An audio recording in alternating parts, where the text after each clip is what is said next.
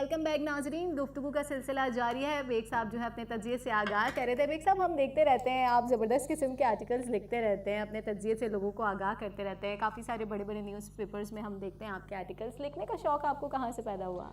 دیکھیں یہی دو بیماریاں لگی ہوئی ہیں, لکھنا اور پڑھنا دونوں.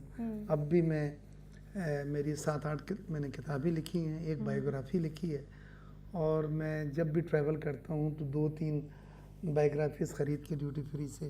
میں اس کے بغیر ٹریول ہی نہیں کر سکتا. اور میری ایک بہت بڑی لائبریری ہے. آپ کو اتنا ٹائم مل جاتا ہے؟ بس کیونکہ آپ کا تو شیڈیول کافی بزی ہوتا ہے. سونے کے گھنٹے جو ہیں وہ کم ہو رہے ہیں. پہلے 8 گھنٹے سوتے تھے, اب 7 گھنٹے, اب 6 گھنٹے رہ گئے. تو لیکن اس سے یہ ہوتا ہے کہ کیونکہ اکثر چینلز پہ تجزیات دینا ہوتا ہے, کالمز لکھنے ہوتے ہیں, تو وہ بڑا ریسرچ اور ڈیٹا بیس ہونا چاہیے تاکہ جو اعداد شمار آپ پیش کریں وہ بالکل صحیح ہوں, اس میں لوگوں کو مس گائیڈ نہ ہو بالکل, کیونکہ آپ کی کریڈیبلٹی ایک نام ہے. تو میرے بھی جو کالم ہوتے ہیں وہ میرے ریسرچرز ہیں, وہ ڈیٹا نکالتے ہیں مختلف سورسز سے, پھر کمپیئر کرتے ہیں اس کو, پھر میں اس کو کمپائل کرتا ہوں, پھر آرٹیکل, پھر کمپوزر آتا. تو ایک پروسیس ہے, تو پورے ہفتے کام ہوتا ہے جب جا کے آرٹیکل ایک آپ پڑھتی ہیں. صحیح. اچھا, یہاں پہ میں آپ سے یہ بھی پوچھوں گی کہ یہ جو حکومت ہے نئی, آپ کو کیا لگتا ہے یہ ملکی حالات بہتر کر پائے گی؟ دیکھیں ابھی تو بڑے چیلنجز ہیں, دیکھنا ہے کہ ان چیلنجز کو کس طرح سے یہ ہینڈل کرتے ہیں. اور ہمیں فورن فرنٹ پہ بھی دشمن تنگ کر رہا ہے. آپ دیکھیں انڈیا ہاسٹائل ہوا ہے, اس نے ملنے کا بول کے وزیر خارجہ کی میٹنگ سشما جی کی اور پھر وہ کینسل کرا, اور وہاں پہ بھی ان کا رویہ جو ہے وہ دوستانہ نہیں تھا جب ہمارے فورن منسٹر تقریر کر رہے تھے. تو اسی طرح افغانستان کے ساتھ بھی ہم کوشش بالکل کر رہے ہیں, اور وزیر خارجہ نے پہلی وزٹ جو ہے وہ افغانستان کی تھی کہ تعلقات کچھ بہتر بنائے ہیں. ہم نے انہیں گیہوں کا تحفہ بھی دیا ہے مسکراہٹوں کے ساتھ. ہم تو بہت اچھی طرح ویلکم کرتے ہیں. ہاں, کہ کسی طرح سے حالات اب پہلے سے ذرا سا تعلقات بہتر ہوں, لیکن ایکسٹرنل پریشر بھی ہے, انٹرنل پریشر بھی ہے. اور میں سمجھتا ہوں کہ اللہ نے چاہا کہ مشکل وقت آتے ہیں قوموں پہ. صحیح. اور یہ اچھا, کیا لگتا ہے کہ بھارت کے اندرونی حالات ہیں ملاقات کی انکار کی وجہ؟ دیکھیں بھارت میں ایک جیسے ہم لوگ کہتے ہیں ایک بہت ہی ہاکس پولیٹیشینز ہیں. ہاکس کا لفظ استعمال ہوا تھا جب مشرف صاحب آگرہ گئے تھے, وہ سائن کر رہے تھے تو وہاں پہ انہوں نے سب چیز بدل دی تھی, چینج کر دی تھی. وہ ہاکس انڈیا میں وہ کبھی بھی پاکستان کے ساتھ حالات بہتر نہیں کرنے دیتے. اس میں ان کی فوج بھی شامل ہے. آپ نے دیکھا کہ ان کے فوج کے جو جنرل ہیں وہ کس طرح سے باتیں کر رہے تھے, حالانکہ اس کی فزیک, اس کی باڈی لینگویج, اس کی باتیں, ایک ہمارا شائنہ شان جرنل بیٹھتے ہیں تو باتیں کرتے ہیں تو پتہ چلتا ہے کہ وہ کیا بات ہے. لیکن بہرحال ان کے ذہن پڑھنے کو ملے کہ وہ پاکستان سے کتنی نفرت کرتے ہیں اور ان کے کتنے خطرناک ارادے ہیں.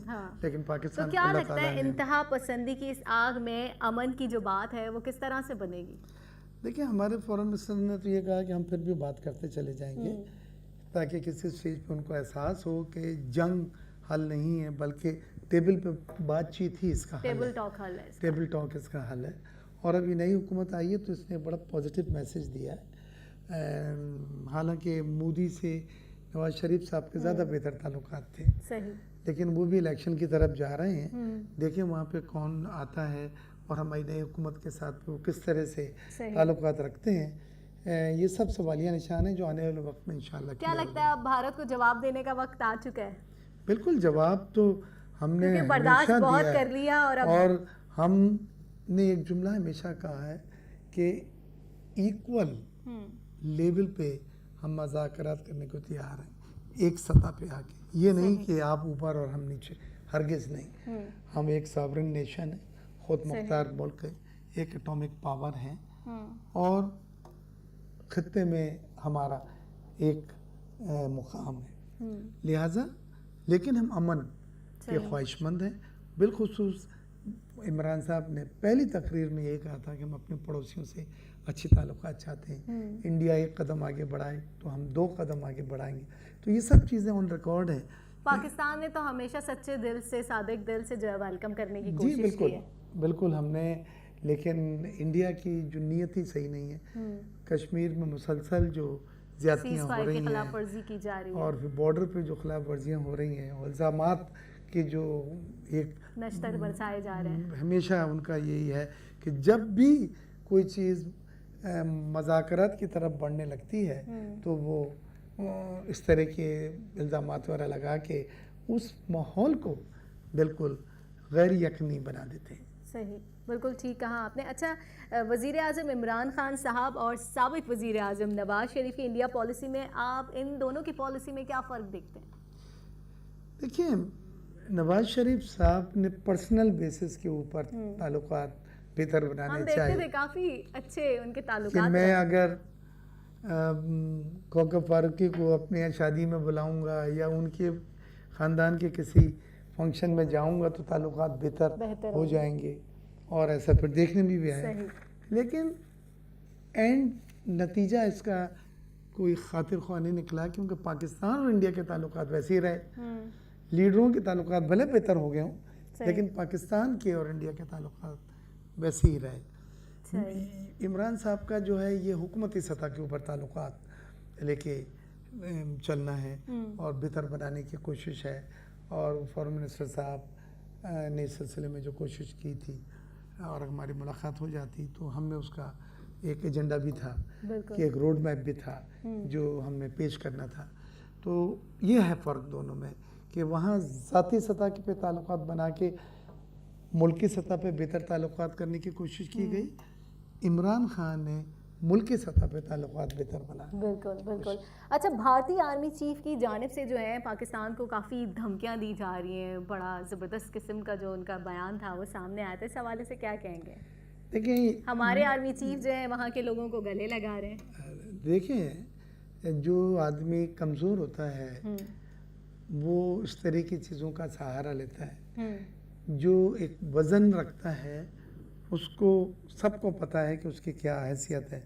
ہمارے آرمی چیف کا ایک وقار ہے، وہ بھی ان کی طرح بیٹھ کے یہ گھٹیا باتیں نہیں کر سکتے کہ ہمارے پاس کچھ اور بھی چیز ہیں، ہمارے پاس دوسرے مواقع بھی ہیں، ہم وہ بھی استعمال کر سکتے ہیں. تو پھر اس کو یہ نہیں پتا کہ پاکستان جو ہے وہ ایٹمی طاقت ہے اور ہم لوگ ویسے ہی پھر ایموشنل لوگ ہیں. جب ہمارے ملک کی سلامتی پہ کوئی بات آتی ہے تو نہ ہم اپنی جان کو دیکھتے ہیں، ہم متحد ہو جاتے ہیں سارے پاکستانی. بالکل صحیح. اچھا، آپ کو کیا لگتا ہے کیا انڈیا سے جو ہے مطلب مذاکرات آگے چل کے کامیاب ہو پائیں گے؟ کچھ لگتا ہے مسئلہ کشمیر کا حل نکل پائے گا کچھ؟ دیکھیں، ابھی مودی کے الیکشن ہونے دیں اور اس کے بعد نئی حکومت کو بننے دیں. نئی حکومت کس کی آتی ہے، کانگریس کی آتی ہے یا مخلوط حکومت آتی ہے یا جو بھی، تو اس کے پردہ اور مدار مطلب ابھی تھوڑا ٹائم فریم دیا جائے. بالکل صحیح، ٹھیک. اچھا، کچھ بات کر لیتے ہیں عوام کے رونے کے حوالے سے بھی. عوام جو ہے اس منی بجٹ سے کافی مطلب نالا دکھائی دے رہی ہے اور کافی حکومت سے ناراض دکھائی دے رہی ہے کیونکہ حکومت سے جو ہے عوام کو بڑی امیدیں وابستہ تھی. تو آپ کے خیال میں عوام کو تھوڑا صبر کرنا چاہیے اور دیکھنا چاہیے، تھوڑا انتظار کرنا چاہیے کہ حکومت کیا کچھ کر رہی ہے؟ اور آپ کو کیا لگتا ہے یہ جو پانی کا جو مسئلہ ہے، حکومت نے عوام کے اتنے مسائل پہلے ہی حل نہیں کیے، تو کیا یہ پانی کا مسئلہ حل ہو پائے گا؟ دیکھیں، یہ پی ٹی آئی حکومت کا بھی ڈو اور ڈائی سچویشن ہے. اگر وہ یہ لوگوں کی جو جائز مطالبات ہیں اور سب نہیں لیکن جو ترجیحات جن کے ہیں، جیسے پانی کے مسئلے ہیں، روزگار کا مسئلہ ہے، تعلیم کا مسئلہ ہے، صحت کا مسئلہ ہے، یہ بیسک مسئلے ہیں. شہروں میں صفائی، کچرے کا مسئلہ ہے. تو میں سمجھتا ہوں اگر انہوں نے ان میں خاطر خواہ بہتری نہیں لائے تو ڈس اپوائنٹمنٹ ہوگا کیونکہ لوگوں نے ایکسپیکٹیشن بہت لگائیں. بالکل. اور جہاں ایکسپیکٹیشن ہوتی ہے وہیں ڈس اپوائنٹمنٹ ہوتا ہے.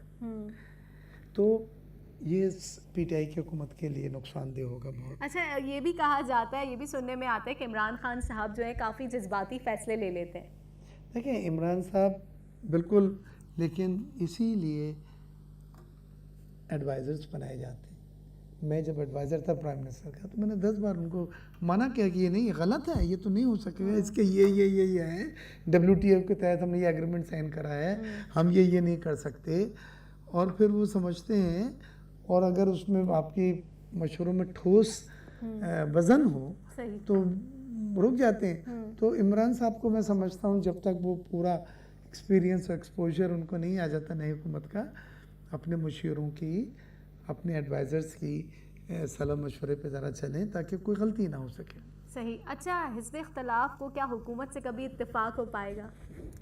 देखिए, अपोजिशन, अब फ्रेंडली अपोजिशन तो मैं नहीं समझता कोई कर सकेगा, क्योंकि फ्रेंडली अपोजिशन मौत है, सियासी जमात की मौत हो जाती है।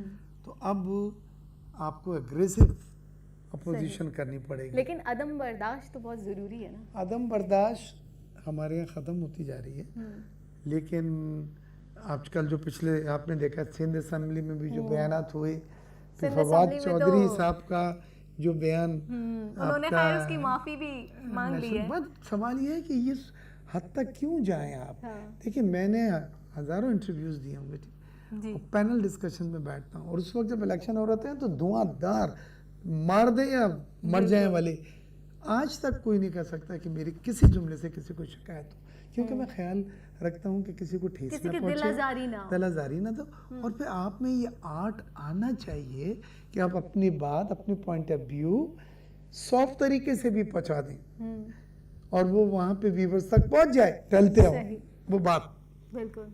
तो ये एक आर्ट है, और टेबल पटक के और कुर्सी छोड़ के या बॉडी लैंग्वेज का सहारा लेके वो बात पहुंचाने का अंदाज जो है वो इतना महसूब नहीं होता, और मैं नहीं समझता कि वो अच्छा लगता है किसी भी महज़ब माशरे में।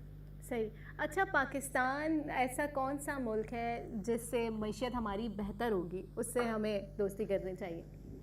देखिए, दोस्ती के मुख्तलिफ मेयार होते हैं। चीन इस वक्त हमारा सबसे ट्रस्टेड और सबसे काबिल मुल्क है, और उसने डिप्लोमेटिक एंड पॉलिटिकल रिलेशनशिप के साथ साथ अब हमारे माशी रिलेशनशिप भी वो बेहतर कर रहा है। सी पैक के जो मंसूबे हैं 46 बिलियन के, जो अब 60 से ऊपर पहुंच गए हैं। एनर्जी के जो 34 बिलियन डॉलर के मंसूबे हैं, जिससे 10,000 मेगावाट बिजली हमारी नेशनल ग्रिड में दाखिल हुई है, नई पैदा की हुई। सही। ग्वादर पोर्ट, इंफ्रास्ट्रक्चर के मंसूबे, स्पेशल इकनॉमिक जोन, ये मामूली बात नहीं है। सही। ये चीन ने पाकिस्तान में जो सरमायाकारी की, उसने साबित कर दिया है कि चीन जो है ऑल टाइम टेस्टेड फ्रेंड है। बिल्कुल। लेकिन एक मुल्क के साथ आप दुनिया में, ग्लोबल वर्ल्ड में नहीं चल सकते। बिल्कुल। आपके पास टर्की भी इतना ही ट्रस्टेड एतबार का मुल्क है। बिल्कुल। आप ईरान से अपने ताल्लुकात बेहतर बनाएं, क्योंकि ईरान पे दूसरे ममालिक का प्रेशर है, लिहाजा वो अपने हमसाये से अच्छे ताल्लुकात करना चाहता है। आप बार्टर सिस्टम में उसके साथ तिजारत बढ़ाएं, तो आप तेल वो देगा, और उससे आप टेक्सटाइल और फार्मास्यूटिकल और राइस, $1 बिलियन के राइस आप एक्सपोर्ट कर सकते हैं, बनाएं। और खलीज ममालिक से, गल्फ ममालिक, मुस्लिम ममालिक हैं, पाकिस्तानी वहाँ काम करते हैं, कम फासला है, उनके साथ प्रोजेक्ट बनाएं।